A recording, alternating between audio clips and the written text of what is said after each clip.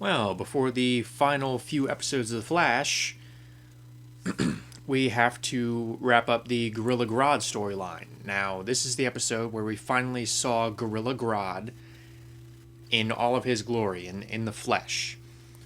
You know, up to this point, we've kind of gotten hints of Grodd and occasional glimpses, and we've kind of heard him in the sewers saying, like, Grodd. But we've never actually seen him full on. So this is the episode that's promised that, and in my opinion, it delivered. Now, the plot of this is they're looking for Dr. Wells, who has kidnapped Eddie Thawne, and Iris confronts Barry because she now knows his secret, which, to their credit, they do sort of specify, like, oh, it wasn't just static electricity like I had previously thought, or something like very insignificant like that.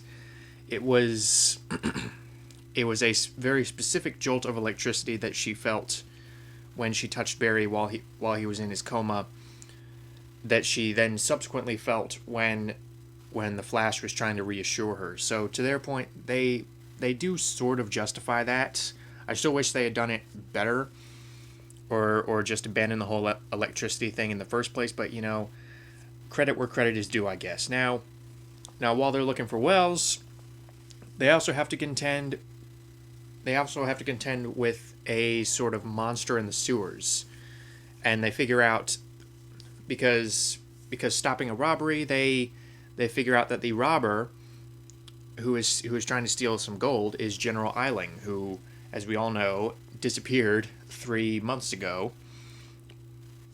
Although, as we know, he was sort of ambushed by Dr. Wells and Grodd.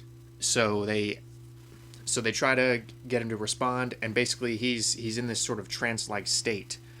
And he says, I am Grodd. And they sort of look into that, and they learn that Grodd was actually this gorilla that was in Star Labs at one point, who actually formed a close attachment with Dr. Wells, who tried to protect him from General Eiling. So now they figured out that where Grodd went after the particle accelerator explosion. He's been in the sewers. So they figure, well, Wells probably set Grodd loose so that he can distract us. So if we find Grodd, we can find Dr. Wells. So they go down into the sewers, and you know, they have to contend with Grodd, who has telepathic abilities. He can basically incapacitate you by projecting these mental images into your brain, or he can just flat out mind control you. I mean, he speaks. He doesn't speak with his mouth. He speaks with his mind. I mean, you can hear his voice inside your head. So first of all, I liked how they set up Grodd, and I like how they potentially set him up for a future return, or not potentially. They are most certainly going to bring him back. A, he's one of the Flash's most iconic enemies, and B, the way that they were kind of building him up in this episode, and you know how they basically explained, oh, he's getting smarter. He's drawing on the sewer walls. So that leads me to believe that eventually he's going to grow into the Grodd that I know best, which is you know, the very articulated, very very well-spoken Gorilla Grodd, who believes himself to be an intellectual far superior to humans. You know, the Powers Booth Grodd from, you know, Justice League and Justice League Unlimited. So that led me to believe, oh, this whole monster from the sewer thing is probably just a one-off. So, but, you know, for a one-off, it was well done. First of all, I really liked the atmosphere that went on when they were down in the sewers, because it was these were some legitimately creepy scenes, because they were walking around in the sewers with these flashlights. They had no idea what they were going to find. And they were hearing these sounds. And they were like, that is just a truck passing over us, right?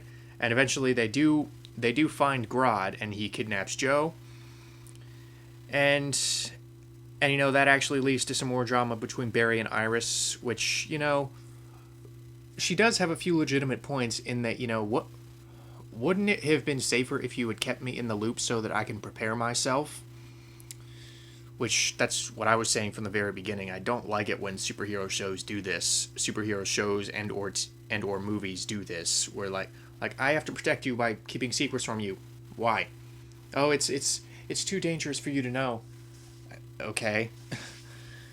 All right. So Barry and Iris do have some legitimately intriguing conversations. Granted, she did almost veer into this sort of Laurel territory a few times, where she was just so hostile that I was thinking, okay, well, you don't have to be you don't have to be such a bitch. But again, it was all balanced out by the fact that she did have some legitimate points about what was going through your mind. What I mean, you were the person that I trusted my whole life. You were supposed to be my best friend, the person who I can tell anything to, and I just found out that you've been lying to me for months. You and my dad have been lying to me for months, and Eddie. So the fact that Barry now feels obligated to find and rescue her father from Grodd, I think that was actually a pretty poignant plot thread. Now, Grodd himself. I'm not going to criticize the CGI on a CW television show, which the CGI has become a very minor issue a few times in this show when they were trying to do these huge set pieces. A lot of the time they actually get away with it. A lot of the time it's actually a lot better than I thought it would be. But this was actually a fully CGI creation that they had to render, and I knew it was not going to look as good as something like Dawn of the Planet of the Apes, where it's completely photorealistic. I mean, you could definitely tell that they did not have the budget or the resources of something like Weta Digital on this thing.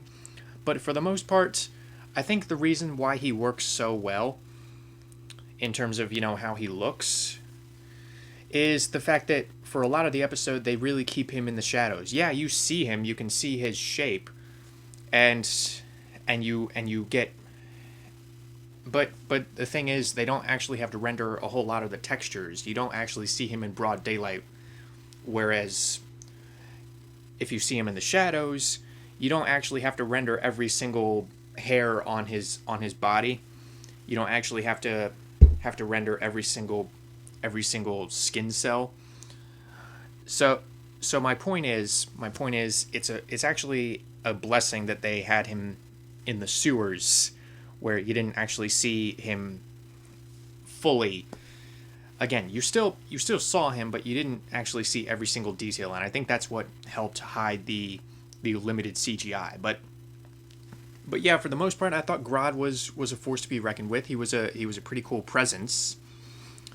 I liked how he was using his sort of mental capabilities, these telepathic capabilities, to really mess with people's heads. And the fact that we finally got some light shed on what has been a very minor subplot up until this point for the most part, I think it paid off. So yeah, I generally enjoyed this episode. Grodd had a pretty good debut, in my opinion. Again, he's not up to the Grodd that a lot of people might be used to, but I think this really lays a solid foundation for some intriguing character growth, and actually some intriguing mental growth with Grodd. So yeah, I really enjoyed this episode of The Flash, and looking forward to how the season is going to end in the next few episodes. So until then.